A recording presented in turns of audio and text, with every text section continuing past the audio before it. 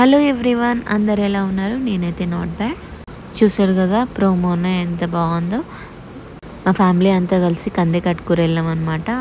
అది full vlog అయితే పెడుతున్నా. ఇప్పుడు లాంగ్ వీడియోస్ పోస్ట్ చేయక చాలా రోజులు అవుతుంది. ఈసారి పెట్టాలని చాలా డీటెయిల్డ్గా తీసుకున్నా. మేమైతే ఎల్లమ్మకాడికి వెళ్ళడానికి ముందు 2 days బ్యాక్ అయితే మా వందన వాళ్ళు పోచమ్మకు చేసుకున్నారు. వందన అంటే మా మేనత్త కూతురు. వాళ్ళ ప్రాపర్ నిజామాబాద్, అంటే before marriage, after marriage Karimnagar. వాళ్ళ విలేజ్కి వెళ్ళుండే. సో అక్కడే ఉండిపోయినా ఇక నేను 2 days అక్కడే. అంటే మా మమ్మీ వాళ్ళది కూడా పక్క విలేజే. అక్కడే ఉన్నాం అందరం కలిసి. మా ఆంటీ వాళ్ళు కూడా వచ్చారు, పెద్ద ఆంటీ, చిన్న ఆంటీ, డాడీ వాళ్ళ సిస్టర్స్ వీళ్ళు.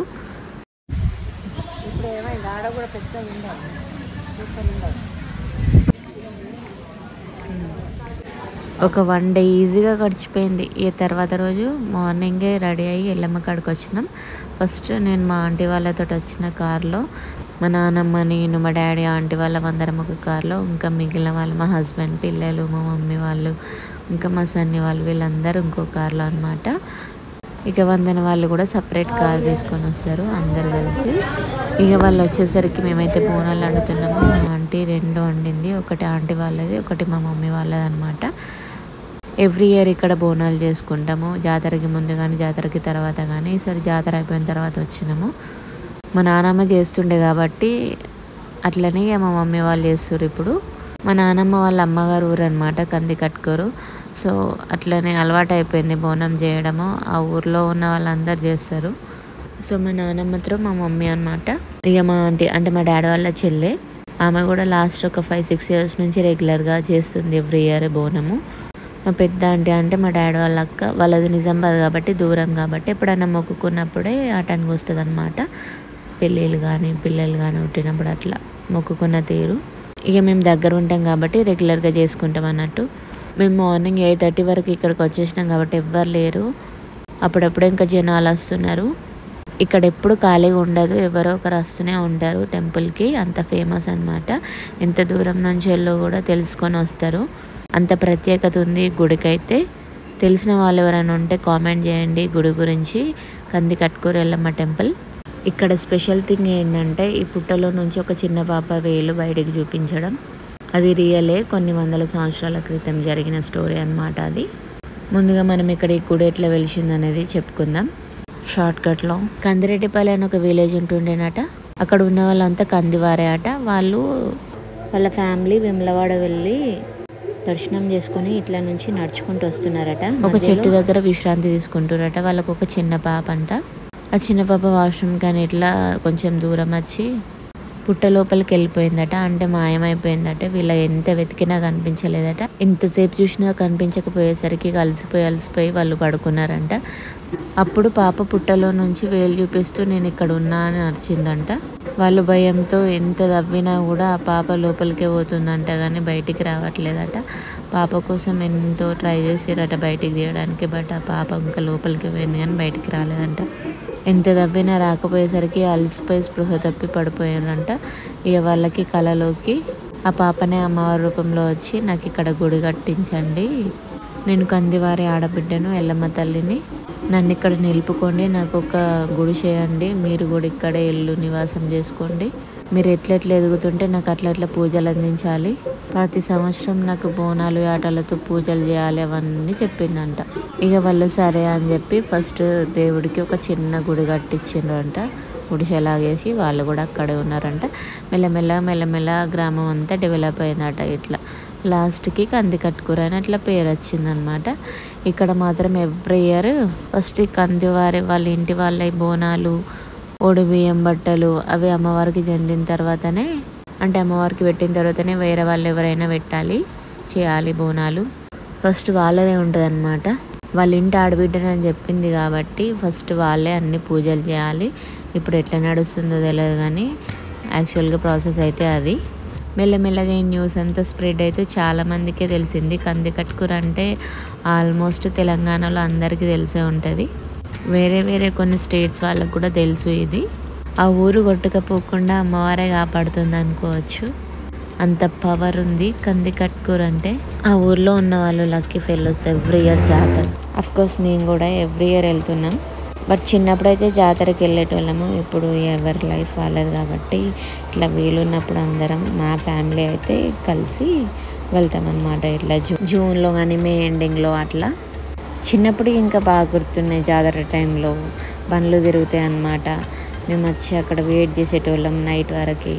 ఇంకా జాతరలో ఏమేమో కొనుక్కొని తినడము, అన్నీ బొమ్మలు కొనుక్కోవడము, ఆ బండ్లు ఎప్పుడు తిరుగుతాయని వెయిట్ చేసుకుంటూ అట్లనే వాగులో కూర్చోవడం, అవన్నీ మంచి స్వీట్ మెమొరీస్ అప్పుడైతే. ఇప్పుడు జస్ట్ జాతర అయిపోయాక కానీ జాతర ముందు కానీ వెళ్ళి ఇట్లా ప్రశాంతంగా చేసుకుంటున్నాం అన్నట్టు. బోనం అయితే చెల్లిస్తాం, వస్తాం కోడిని కోసి. ఏమైనా మొక్కుకున్న కోరికలు నెరవేరితే మేకతో అట్లా చేసుకుంటాం అన్నట్టు. మన కోరికలో న్యాయం ఉంటే ఏదైనా జరుగుతుంది.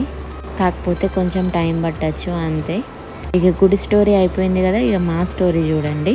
మేము ముందు వచ్చి ఇట్లా బోనాలు చేసి రెడీ చేసేలోపు మా మమ్మీ వాళ్ళు, పిల్లలు, మా కజిన్స్ అందరు వచ్చారనమాట. ఇంకా 2 కార్లలో.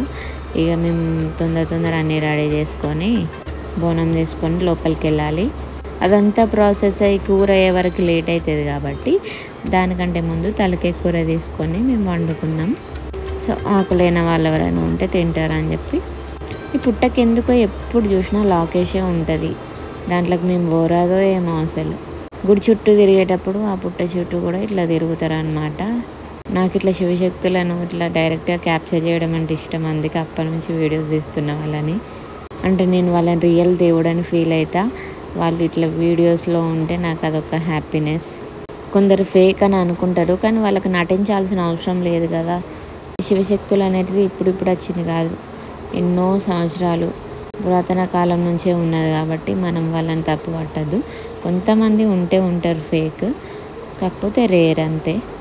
4 ఫ్యామిలీస్, 4 కోళ్ళు, బోనాలు 2 చెప్పిన కదా, మమ్మీ వాళ్ళది, మా ఆంటీ వాళ్ళది. అంతే. బోనం ఎత్తుకొని 3 చుట్లు అయితే తిరగాలి. ఫస్ట్ మన ఇష్టం, మన ఓపిక. మేమైతే 3 చుట్లు తిరిగినాం అంతే. కంది కట్టుకురు ఎల్లమ్మ స్టోరీ అంటే ఆ ఎల్లమ్మ ఎట్లా వెలిచింది అక్కడ అని నేనేమన్నా మిస్టేక్ చెప్పుంటే క్షమించండి. నాకు తెలిసినంత వరకు అయితే అంతే. కొంచెం అటు ఇటు అవ్వచ్చు, కానీ స్టోరీ అయితే అదే. నేనైతే ఏం కనిపెట్టలేదు కదా, వాళ్ళు పెద్దోళ్ళ నుంచి వచ్చిన ముచ్చట్లే అవన్నీ. వాళ్ళ దగ్గర నుంచి తెలుసుకొని కొన్ని వీడియోస్లో చూసి మీకైతే షేర్ చేసిన. మనకి ప్రూఫ్ ఉండడానికి అండ్ నెక్స్ట్ జనరేషన్ పిల్లలకి అర్థం కావడం కోసమే అట్లా పుట్ట కట్టించి మరి అందులో నుంచి పాప వేలు బయటికి చూపిస్తూ అర్థమయ్యేలా అక్కడ పెట్టారనమాట.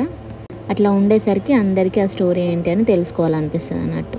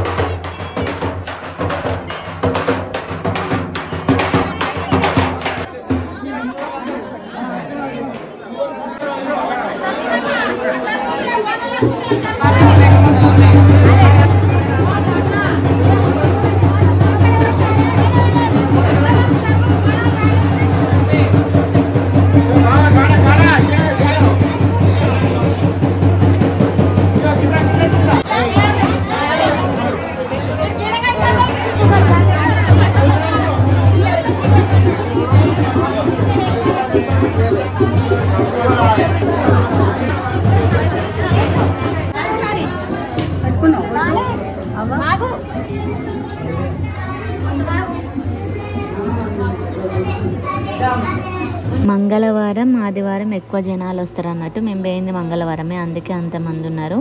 ఎవరో పట్నాలు కూడా వేసుకుంటున్నారు. గద్దెల మీదనే వేసుకుంటారు అనమాట పైన అమ్మవారి దగ్గర. ఇక్కడ ఒక మేకను జోగొట్టి పడుకోబెట్టి మళ్ళీ లేపి అది జడితిచ్చేదాకా వెయిట్ చేస్తుర్రు. ఇట్లా మా తెలంగాణ సైడ్ ఎల్లమ్మ పట్నాలు, మల్లన్న పట్నాలు ఇట్లా ఉంటాయి అన్నమాట. మాకు ఎల్లమ్మ పట్నాలు లేవు, కానీ మల్లన్న అయితే పట్నాలు ఉన్నాయి. ఇంట్లోనే వేసుకుంటాం అవి. పట్నం ఇట్లా రంగురంగుల ముగ్గులతో ఇట్లా వేసి బట్టలు ఓడిబియ్యం పెట్టి చేస్తారనమాట దేవుళ్ళకి. వెనకటి నుంచి మన పెద్దోళ్ళు ఏం చేసుకుంటే మనం అవి చేసుకుంటాము. దేవుడి దగ్గరనే కొంతమంది పట్నాలు వేసుకుంటారు, కొంతమంది ఇంటి దగ్గర వేసుకుంటారు. ఇక మేము లోపలికి వెళ్ళి దర్శనం చేసుకొని అక్కడ కూర్చున్నాము. ఇక మా నాన్నమ్మకి ఏమైందో ఏమో మా అందరిని చూసి సంతోషంలా పిచ్చి పిచ్చి చేసింది కొంచెం. అంటే మాకేం అర్థం కాలే రియలా ఫేక్ అనేది. మమ్మల్ని మేము నవ్వడానికి అట్లా చేస్తుందో లేకపోతే నిజంగానే దేవుడు వచ్చి భయపట్టిస్తుందో కొద్దిసేపటికి అర్థం కాలే. నేనైతే ఉరికిన.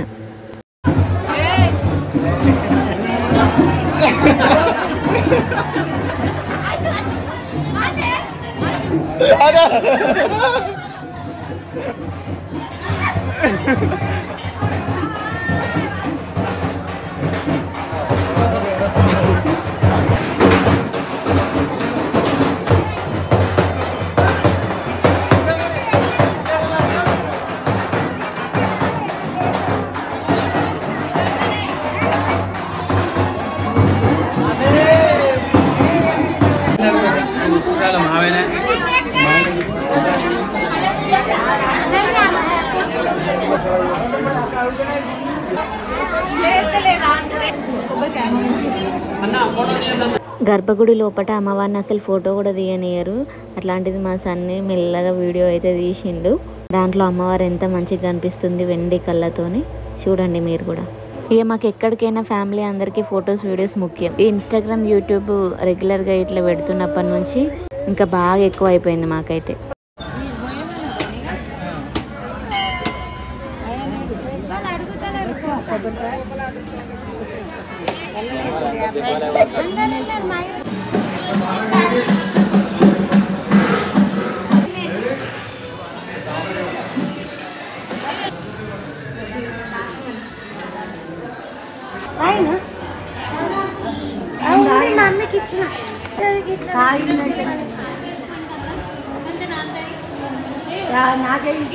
తలకాయ కూర ఆఖరికి అట్లా బోల్పాలలో తింటాం.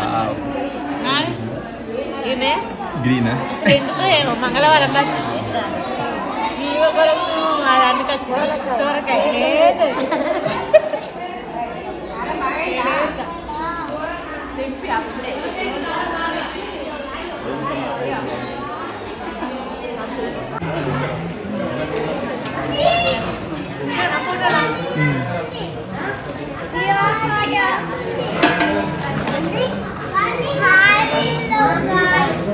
మయూరి మయూరి ఎవరి దగ్గర తిన్నట్టు తిండి స్టైల్ కాదు.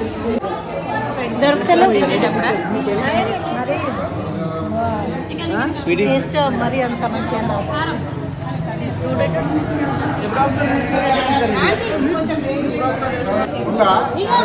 ఇక మా తినడం అయితే అయిపోయింది. అందరం కలిసి ఇట్లా ఎల్లమ్మ కూడా వెనకాల మిడ్మ్యాన్ డ్యామ్ ఉంటుంది అనమాట. అది ఎంత దూరమో మాకు తెలియదు కానీ నడవనైతే నడిచినాం కొంచెం దూరం. 4 kilometers ఏమో ఉంటుందట. ఇక ఎండ కొడుతుందని మధ్యలోనే అయిపోయినాం. చూడండి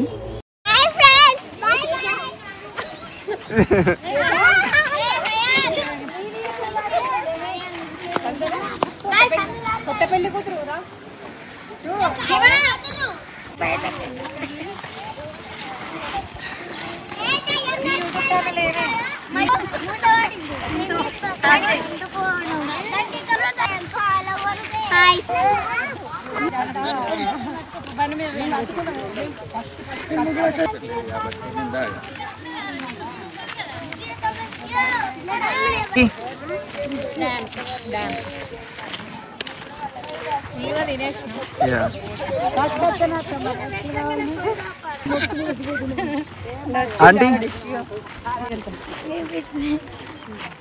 చెప్పులు మన ఇద్దరం వేసుకొచ్చుకోవాలి. 3-4 kilometers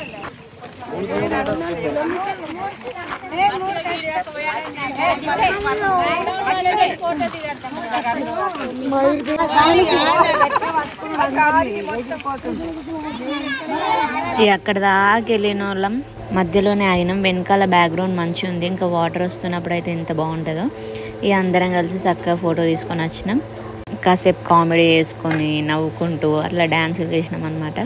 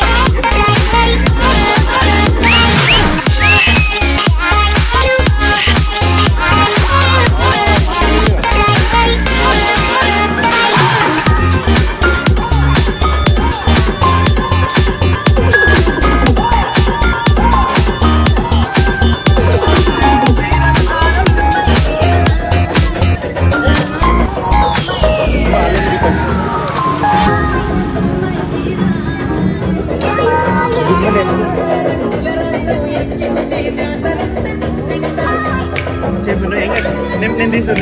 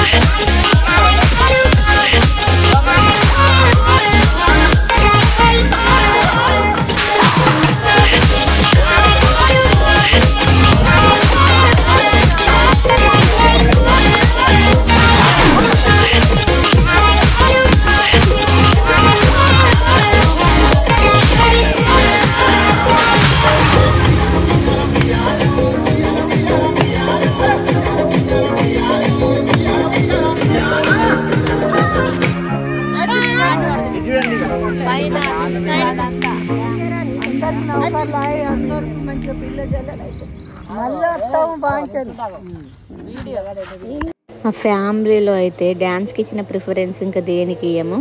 ప్రతి చిన్న ఈవెంట్ అయినా కూడా వీలు చూసుకొని మరీ డ్యాన్స్ వేస్తాము.